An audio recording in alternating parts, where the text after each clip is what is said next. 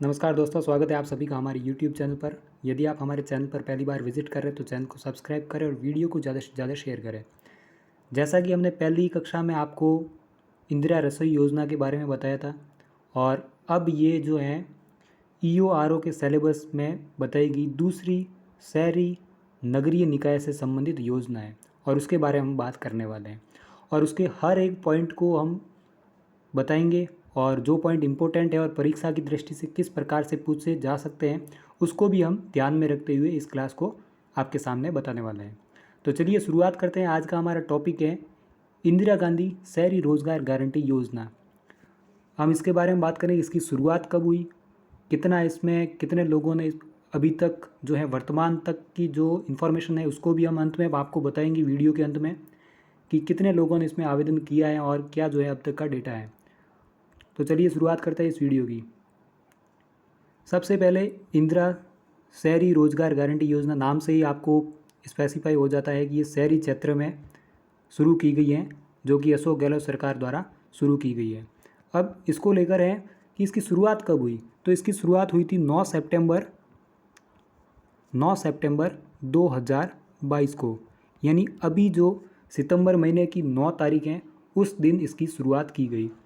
अब इसमें कितने दिनों का रोज़गार दिया जाएगा, तो इसके अंतर्गत आप देख सकते हैं कि जैसा कि पोस्टर में भी बताया है, मैं आपको पोस्टर के माध्यम से इसलिए बता रहा हूँ ताकि आपको समझने में आसानी हो और जैसे ही आप पिक्चर देखते हैं तो आपके माइंड में एक इमेज बनती है और उससे सवालों तक पहुँचने में बहुत आसानी रहती है। तो इसीलिए मेरा ये पिक्चर ऐड करने का रीज़न था।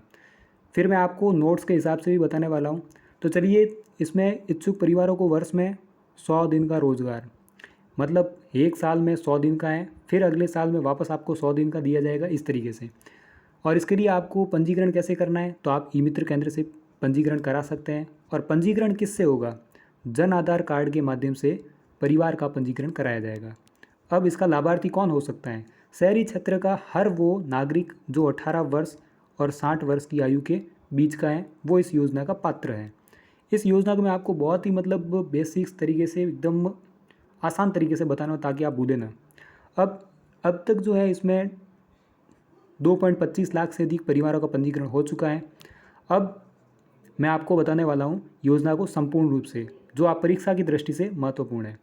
तो चलिए आ जाइए इस पर। ये योजना जो है आप सभी को पता होगा कि ग्रामीण क्षेत्र में मनरेगा महात्मा गांधी रोजगार गारंटी योजना है, उसकी तर्ज पर शुरू की गई है। किसकी तर्ज पर? मनरेगा की तर्ज पर इसे शुरू किया गया है। इसे जो है बजट 2022-23 में इसकी घोषणा की और 9 सितंबर 2022 को इसे शुरू किया गया। अब इसमें लाभान्वित होने वाले कौन है वो मैंने आपको बता दिया है, तो फिर भी आप देख लें कि शहरी क्षेत्रों में रहने वाले परिवार और शहरी निकाय राजस्थान में 213 है, उन सभी में ये लागू है और वहाँ पर 100 दिन का रोज़गार इस योजना के अंतर्गत दिया जाएगा। और विशेष रूप से इसमें जो विशेष रूप से आर्थिक रूप से कमज़ोर, असहाय और बेरोजगार परिवार इसमें आवेदन कर सकते हैं। फिर आयु का लाभार्थी की आयु क्या होगी? वो है 18 से 60 के बीच। और फिर एक इम्पोर्टेंट इसमें यही मुझे लगता है कि ये आपको थोड़ा ध्यान देना चाहिए इस पॉइंट पे, सामग्री की लागत और पारिश्रमिक लागत का अनुपात। ये आपसे पूछा जा सकता है एग्ज़ाम में, एज इट इज़ ऐसा हूबहू आपको देखने को मिल सकता है। अब ये किस लिए है? ये है सामान्य प्रकृति के कार्य के लिए। कैसे कार्य के लिए? सामान्य प्रकृति के कार्य के लिए जो है सामग्री लागत और पारिश्रमिक लागत जो है उसका अनुपात है 25 और 75, यानी 25 तो रहेगा सामग्री लागत और 75 रहेगा पारिश्रमिक लागत। तो ये लागत रहने वाली है। फिर एक और पॉइंट है और वो आपको कंफ्यूज करेगा, इसीलिए ये पॉइंट बहुत ही इंपॉर्टेंट हो जाता है। किंतु विशेष प्रकृति के, ये मैंने आपको बताया सामान्य प्रकृति के लिए ये वाला पॉइंट रहेगा, लेकिन विशेष प्रकृति के लिए कार्य का जो है ये अनुपात बिल्कुल इसके उल्टा हो जाएगा, यानी कि सामग्री का जो है अनुपात वो 75 हो जाएगा और पारिश्रमिक का वो है 25 हो जाएगा। तो ये आपको पॉइंट ध्यान में रखना है। फिर है पैसा या वेतन, ये कैसे मिलेगा? तो जैसे भी कोई इसमें रजिस्टर करता है और पहले दिन से अपना जो है कार्य क्षेत्र पर जाना शुरू कर देता है, तो उसके जैसे 15 दिन होते हैं और जैसे ही 15 दिन पूरे हुए उसके जस्ट नेक्स्ट 15 दिनों में सीधे बैंक खाते में, और वो भी किस बैंक खाते में? जो बैंक खाता उसके जन आधार से लिंक हैं उसमें आ जाएगा। पंजीकरण जन आधार कार्ड से ही कराना होगा। फिर इसमें जो मॉनिटरिंग भी की जाएगी, और मॉनिटरिंग के जो स्तर हैं 3 हैं।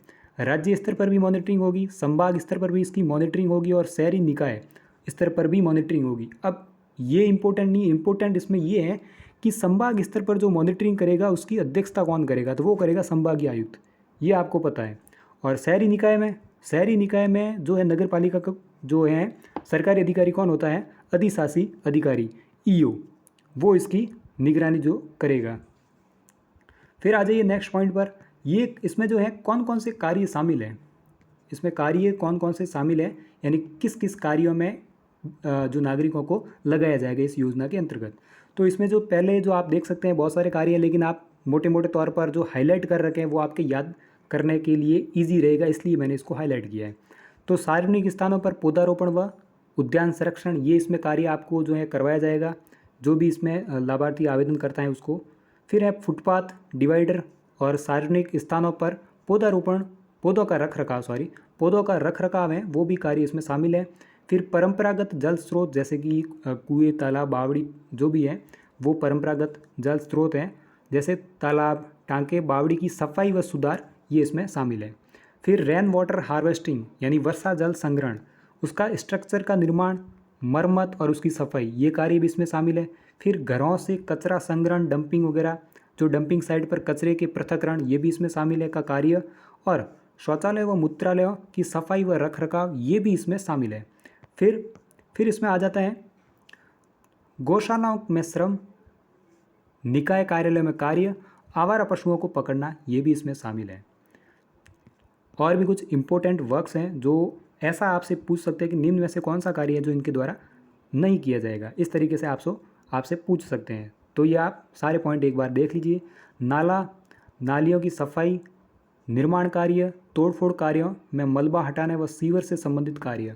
फिर अतिक्रमण हटाने, अवैध बोर्ड होर्डिंग्स जो शहरों में लगाए रहते हैं, बोर्ड होर्डिंग्स या बैनर हटाने, सार्वजनिक स्थानों पर पुताई व पेंटिंग, निकायों की भूमि की सुरक्षा और उस पर चार दीवारी बनाने तथा तारबंदी करने, पार्किंग स्थल के प्रबंधन और बिजली से संबंधित काम भी इसमें करवाया जाएगा। और उद्यानिकी, कृषि, वन विभाग की नर्सरी में पौधे तैयार करने का कार्य और नहरों का निर्माण और रखरखाव, ये इसमें कार्य अमूमन करवाए जाएंगे। फिर जो है मैं आपको बताने वाला हूँ कि 4 जून 2022 को जो स्वायत्त शासन मंत्री शांति धारीवाल जी हैं, उनके द्वारा इंदिरा गांधी शहरी रोजगार गारंटी योजना पोर्टल का भी लोकार्पण किया गया। तो ये भी इम्पोर्टेंट है कि इसका पोर्टल कब इसका लोकार्पण किया गया, तो इसका लोकार्पण किया गया 4 जून 2022। फिर नेक्स्ट पॉइंट, इसकी प्रगति अभी तक जो है इसका क्या है, कितनी आगे बढ़ा है, तो वो आप देख सकते हैं यहाँ पर। 1.86 लाख परिवारों ने ऑनलाइन जॉब कार्ड जारी किया, इसको जारी किया, इस योजना के तहत जारी किया है। और 2.5 लाख सदस्यों को मिल सकेगा काम, यानी कि उनको काम मिल सकेगा। फिर 17,000 परिवारों ने काम के लिए आवेदन किया, 25,000 लोगों ने काम मांगा।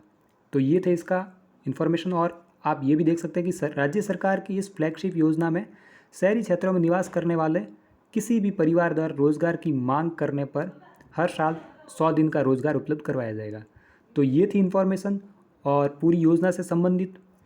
यदि आपको हमारा वीडियो अच्छा लगा तो चैनल को सब्सक्राइब करें, और EORO से संबंधित जितनी भी शहरी निकाय की जो योजना है वो हमारे चैनल पर आपको उपलब्ध होगी। धन्यवाद।